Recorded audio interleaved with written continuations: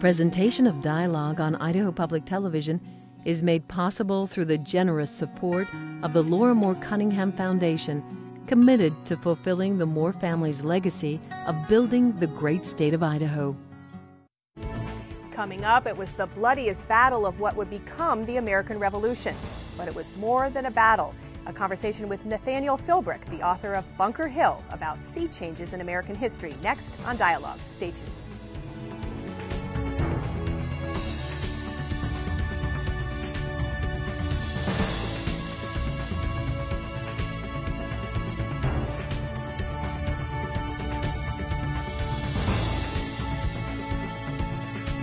Hello and welcome to Dialogue. I'm Marcia Franklin. My guest today takes some of the most well-known events and periods in American history, yes, those dates we all memorized in school and some of us forgot, and provides us with new details and stories that help illuminate those times and their significance. And along the way, he might just bust up a few myths. He is Nathaniel Philbrick, the author of numerous best-selling books, including In the Heart of the Sea, The Tragedy of the Whaleship Essex, which won the National Book Award in 2000, and which director Ron Howard is adapting into a feature film. Mr. Philbrick also penned Mayflower, a story of courage, community, and war, which was a finalist for the Pulitzer Prize in 2007, and The Last Stand, Custer, Sitting Bull, and the Battle of Little Bighorn. His most recent book, Bunker Hill, A City, a Siege, a Revolution, is getting great reviews and has already been optioned by actor and director Ben Affleck as a potential film. And Mr. Philbrick is in Boise to address the Idaho Humanities Council as its distinguished lecturer this year and joins me in the studio. Welcome. It's great to be here. Ron Howard is making a film, a feature film, out of one of your books, 12, 13 years after you wrote it, so it took quite a while.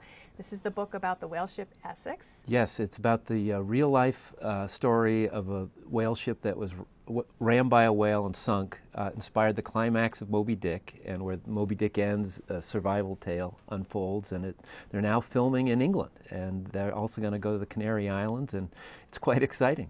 I'll bet. What, did it take so long for him to make it? Because it's complicated. After all, I mean, it is a story about people who get shipwrecked, essentially, and are on the sea for several months, eating each other. Right, and it's a sea film, and yeah, anything at water is expensive and difficult. And there were other directors who were thinking about doing it, and it almost happened, didn't, and then I'm just so happy now that Ron Howard's the one who is finally making it. And now that it's actually good that they've waited, because the special effects are so much more sophisticated than they were just 10 years ago. So hopefully the time is right for the movie.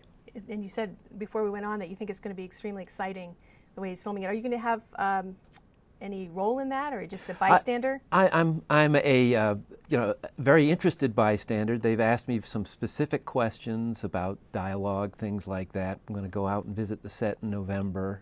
But he's the filmmaker, and he needs to fulfill his vision. And I'm very interested to see how it turns out. Will it bug you if they have to take creative license and change No, things? I'm a fan of the movies. I just love movies, and I think I have a pretty good attitude when it comes to realizing that compromises have to be made. We'll see. It is my baby, and I was very involved with it 13 years ago. But so I'm just very curious, really, to see how it turns out. And as I mentioned, Ben Affleck is interested in Bunker Hill, has bought the rights to that book, which we're just about to talk about. He's a Bostonian.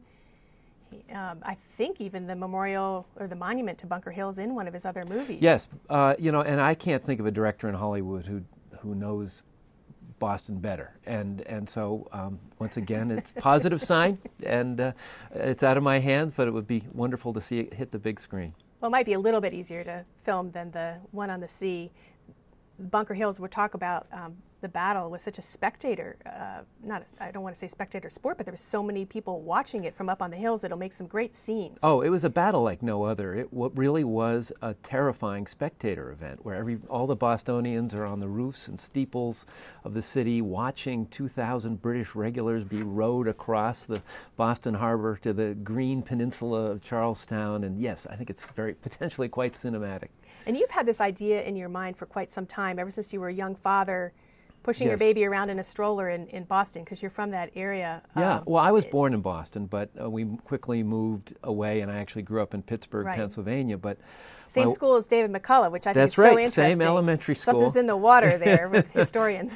But my wife and I ended up in Boston in 1984. We had an 18-month-old daughter who's now in her 30s. But then, and I was a sailing journalist at the time, but my real responsibility was Jenny, and so I was pushing her stroller through the crooked streets of the North End, and it was there that I became curious. You know, how was Boston like in the time of the Revolution? And so, for me, this book has been kind of a culmination. That's where my initial interest in history really began.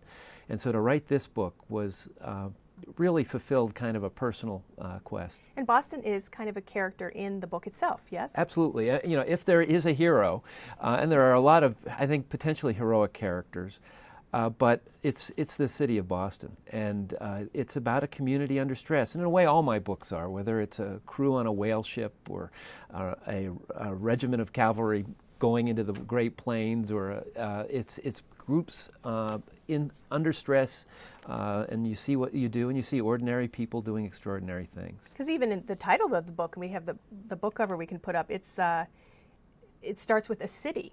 Bunker Hill, a city, a siege, Yes. a revolution. Well, and so the city figures. Right. You know, like Mayflower, it's kind of misnamed because it's more than a battle book. Yeah. And I really was hoping in that subtitle to show people that this is it's about a community and what happens to a community in revolution. So the Cliff's Notes here, we always hear about Lexington and Concord, the shot heard around the world, Right. as starting the Revolutionary War, but you really feel, as I mentioned in my introduction, that it's the Battle of Bunker Hill that represents a sea change. It was the real turning point. And so, in a nutshell, Boston became under siege, but it was the Brits that were inside the city. Right, and I think a lot of us don't quite understand how it worked, and we think of Boston as the center of patriot defiance, and it was initially. But after the Tea Party and the arrival of the British Army, Boston was a city under military occupation. The Patriots leave the city, and Lexington and Concord unfold, which are just skirmishes. It's not warfare. And suddenly all these militiamen from all the towns surrounding Boston descend into Cambridge and Roxbury, and Boston becomes this British-occupied city under siege. And it's that way for almost a year. And it's the Battle of Bunker Hill is fundamental, I think, because it's with that battle, and this is when the British decided to try to break out and stop this rebellion, that this turns into the first pitched battle of what would become the War of Independence.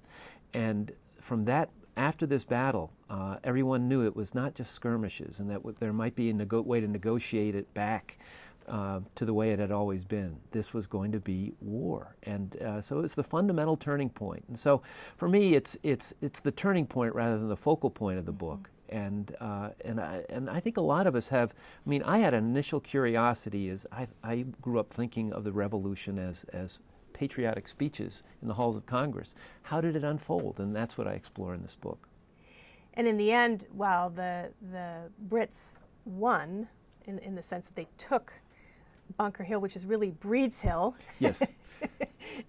Confusion underlies this battle, as confusion does the entire revolution, I think, which is something I wanted to bring out. But yes. They won, but it was kind of it was an absolute Pyrrhic victory. This would, I mean, it's amazing. The War of Independence would last for 8 years. The Battle of Bunker Hill, fought very early in this, would be the bloodiest battle of the entire Revolution. The British would win. They would take Charlestown Peninsula, take what's called Breed's Hill, and win the Battle of Bunker Hill. Yes, it's confusing. But they would have casualties of 50%. Amazing. Over 1,000 people. Over 1,000 people killed or wounded. And for them, it was an incredible wake-up call. The assumption had been that if these farmers, with their muskets, sure, they might be great shots and great fighting behind stone walls, but if they were faced with the terrifying vision of the most powerful army in the world coming towards them, they would flee. They didn't flee. And the Battle of Bunker Hill unfolded, and it changed everything. Now, as I mentioned, Boston is kind of a character in your book, but there are other human characters. And that's important to you, isn't it, to build Yeah. these stories around real people. As I mentioned to you beforehand, I have to be honest, I'm not that interested in Revolutionary War history, but it was through the characters in your book that I became more interested. And talk about why that is important to you to develop these people. Yeah, I was not trained as a historian. I was an English major, but I was trained as a journalist. And I think I bring a journalist's interest in character, in trying to figure out what happened. And that's really what I'm doing, is trying to create a journalistic sense of life as lived in the past. And so I gravitate towards the characters, hopefully surprising details. And for me, it's the details that are everything. It's great because, for instance, one of the details that you put in is that the Americans, the rebels, however we want to turn them in that time, were better fed. Yeah, yeah. Just that little detail, they ate better than the Brits did, and well, so for they me, could fight better. Yeah, the history is full of surprises, and for me, it's finding out those surprising details that will hopefully reveal a new angle into it. Yeah, the British, the Brits were the most powerful military machine in the world, but they were fighting people that averaged 2 inches taller than they were, and were markedly healthier. And, that must have had its effect, and it surely did have its effect during the long months of the siege. Well, one of the characters that you develop very well is Dr. Joseph Warren. Right. And he's essentially a civilian general Yes. in a way. Larger-than-life character. We've got a painting of him. And he, while the other big shots were out of town at the Continental Congress, kind of stepped in. Right, and I think, we all associate John Adams, Sam Adams, John Hancock with the Revolution in Boston, but they were away at the Continental Congress when the most important things were happening. It would be left to this 33-year-old widower with 4 kids between 2 and 8, a doctor, to lead the on-the-ground revolution. And he was charismatic, he was eloquent, a kind of swashbuckling aspect to him, and by sheer force of personality, he was able to turn this ragged group of militiamen into the beginnings of an army. And he's the one who actually gave the order to Paul Revere to Right. alert people in Lexington and Concord. We all know Paul Revere, but who gave Paul Revere the order? Who pressed the button that began the revolution? It was this doctor, Joseph Warren, who was the only Patriot leader still in Boston on April 18th that night. And so this was, for me, this was just the kind of character that gets me excited about the past, because he's larger than life, and yet he's under the radar screen of history. And if he hadn't been killed at Bunker Hill, he could very easily have been one of the founding fathers we talk about today. Well, I was going to say the swashbuckling aspect of him extended to putting himself in the face of danger several times, and ultimately he died. One thing I found interesting was that he and the British general, Gage, they were conflicted. Yes. This was not, this, we are just going to get rid of these Brits. Yeah. They were related to each other. They were part of each other. Here's a general. They were conflicted about hurting each other. I ended up having a lot more sympathy for the Loyalists and British than I ever imagined. Mm-hmm. And I think what's happened is I grew up, like I think most of us, thinking it was the good Patriots versus the evil Loyalists, and it was a question of independence and creating a new society from the beginning. And that's not true. Independence was not a part of the discussion in the beginning. It was questions of liberty and representation and the sovereignty of Parliament, many issues that most people didn't understand and most people didn't care about. And the ambivalence most people felt has been written out of the story, where most people didn't care about any of this. They just wanted it to stay the way it had always been. And it was pretty good the way it had always been, because New Englanders and all Americans were the least taxed, freest people in the British Empire. Say that again. Yes, freest and least taxed. And that's another kind of myth that we have. And so from the British perspective, they say, what do you mean we're talking about tyranny? All we're trying to do is to get you to pay for your upkeep. And wars that they had fought on. Right. The French and Indian War had ended in 1763, putting the British government in crippling debt. $20 billion in debt in in modern dollars. And the Brits said, okay, if we're going to continue this, we just have to make this work economically. They were tooling up for creating the empire that would dominate the 19th century. And they didn't think of themselves as putting the screws to the Americans. But the Americans saw it from a very different perspective. They said, hey, our forefathers came here more than a century ago, carved a life out of a wilderness without much help from you, and now you want to tax us? We need to have input on all this. Well, another interesting fact that I learned that was about the tea itself. Yes. This sense that it was highly taxed was not true. In fact, the price of the tea was actually lower. Right. Exactly. And we have this sense that that's what started everything. Boston Tea Party. I mean, we all have the assumption that the Patriots were objecting to a high tax on tea. The fact of the matter is the British were trying to unload a whole amount of tea that they had, so they lowered the cost by a third. What it did, there's a slight tax attached to it, but it was actually a windfall for the colonial consumer. What angered a lot of Patriot merchants was that they had been making a lot of money smuggling illegal Dutch tea that was cheaper than the British tea. Now the British tea was cheaper than the illegal Dutch tea. And so hence a lot of the so-called... But there was like a 3 pence tax, right? There was so they pointed to that tax and right. said, so, I mean, and that's what we don't like. Exactly, and the British miscalculated as well. So it's really a kind of game of chicken where both sides are expecting the other to back down, and they don't, and a war erupts. And in truth, more restrictions did go into place. The Brits did pile on a lot of other acts that really aggravated. Right, and that was a total miscalculation. The Massachusetts yes. Folks, and that's why we saw eventually what happened, the revolt. Another character that you developed that I found fascinating was, again, a loyalist, Dr. Benjamin Church. Yes. This is a descendant of somebody that you wrote about in your book, The Mayflower, which is interesting. Whose was it? Grandfather was an Indian. Great-grandfather. Great-grandfather was an Indian. Worked with the Indians, fought the Indians, but also used other tribes in that effort. And Dr. Church was a spy. Right. He was trusted by Dr. Warren in a sense because they shared the same profession, and he was given various notes to pass and take down to the Congress, right? But then he shared them with the Brits. Fascinating. Yes, he is. I mean, this is almost Shakespearean, where you have a doctor, Dr. Benjamin Church, descended from one of the great heroes of the previous century, is now a doctor educated in England, very smart, very caustic, a lot of sarcasm to him, but a patriot leader. And everyone trusts him, even though he puts them a little on edge. He has a money problem. And so to help that money problem, he agrees to report to Gage, and he becomes found out, and he is tried, but he's found out before they've declared independence.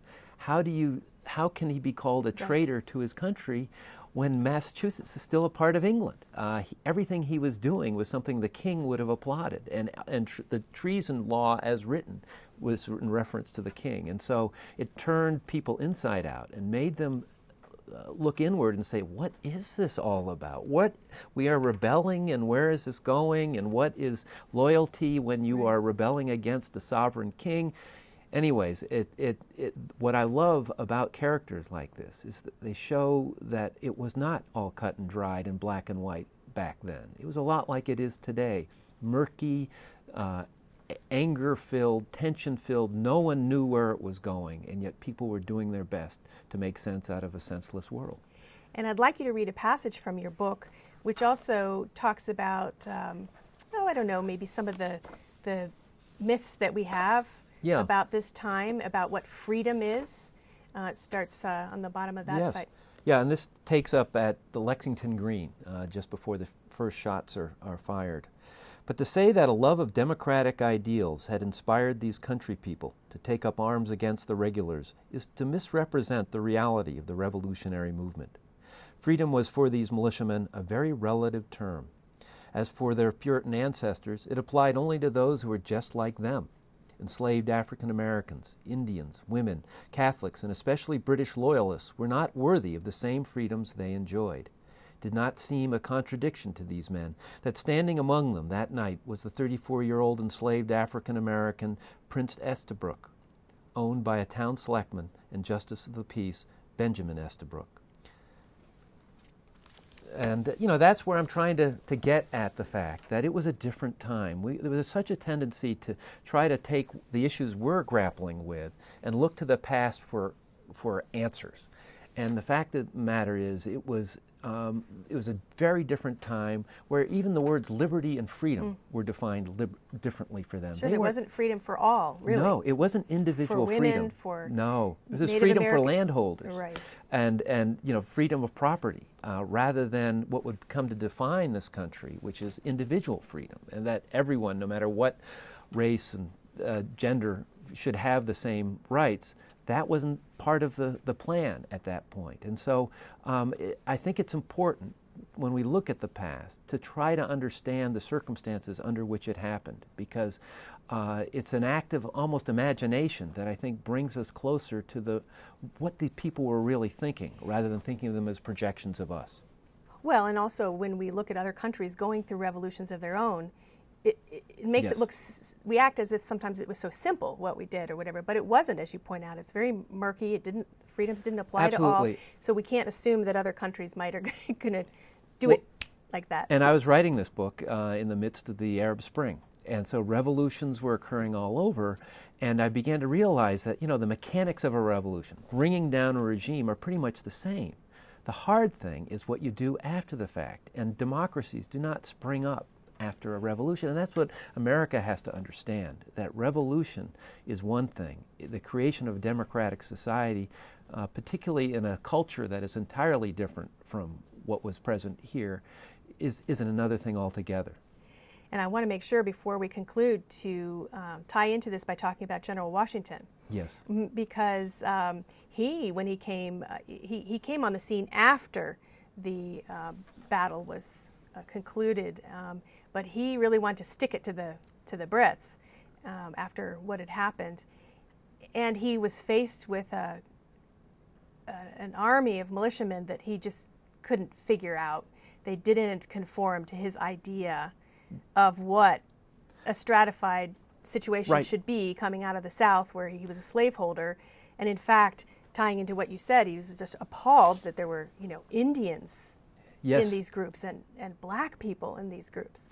Well, he came from Virginia, a hierarchical society where people knew their place, and that's the culture he came from. He comes to New England, where town meetings are the norm, where people don't take orders, they argue about it.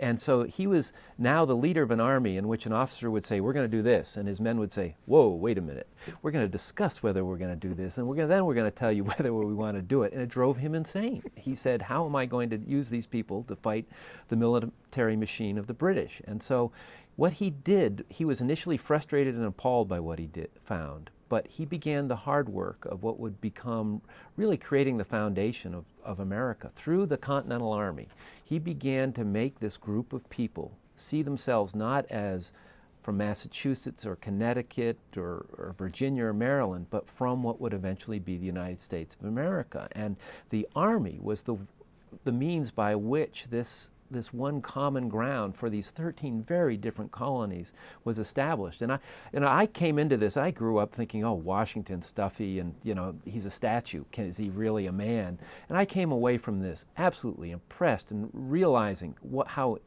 indispensable he was to making this country, because through his personality, patience, and doggedness, he would see it through.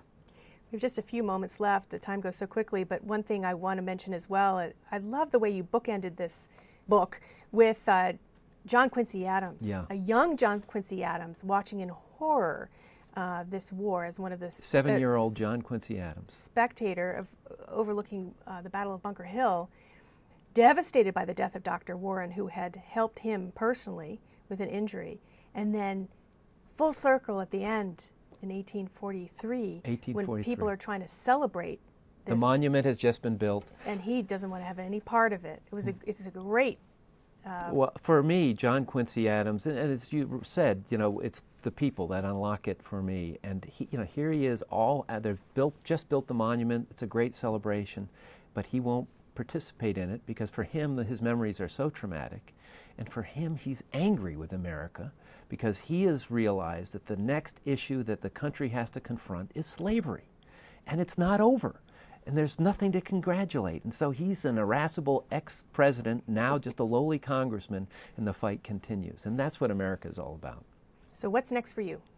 Well, this book really got under my skin, and I want to continue. I'm going to write a trilogy of about the Revolution. This is the first in it, and it will begin again in New York with the arrival of a huge British force at Manhattan, and take it from there with Washington. Benedict Arnold, who appears briefly in this book, will be a key figure in the next, and it will take up the Hudson to Lake Champlain, where I grew up learning how to sail. Got to get some water in there, right? You Yes, love to have water. There's going to be a lot of water in this one, so I'm really excited.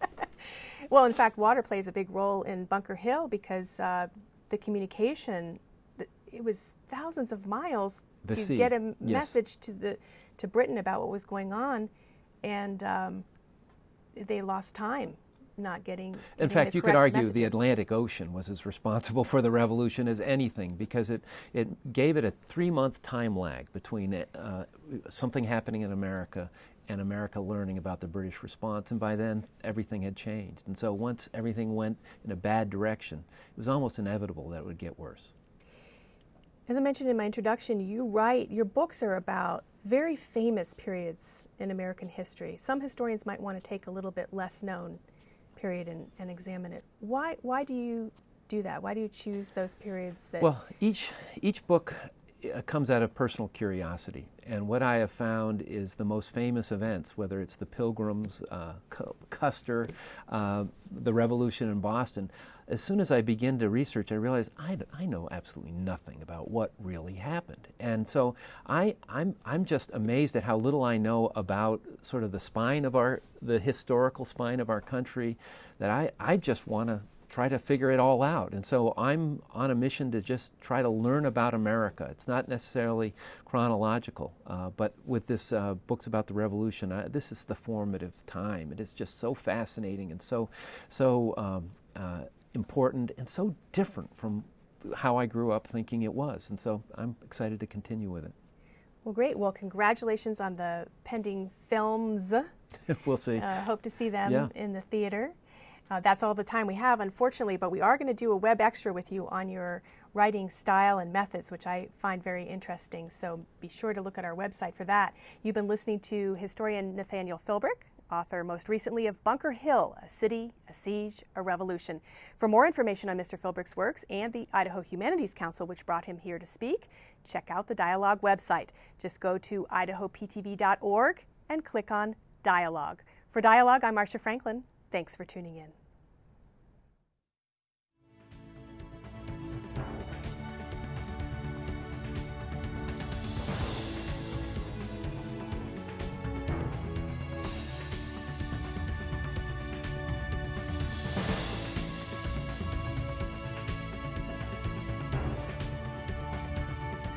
Presentation of Dialogue on Idaho Public Television is made possible through the generous support of the Laura Moore Cunningham Foundation, committed to fulfilling the Moore family's legacy of building the great state of Idaho. Check out our website, become a friend on Facebook, or follow us on Twitter.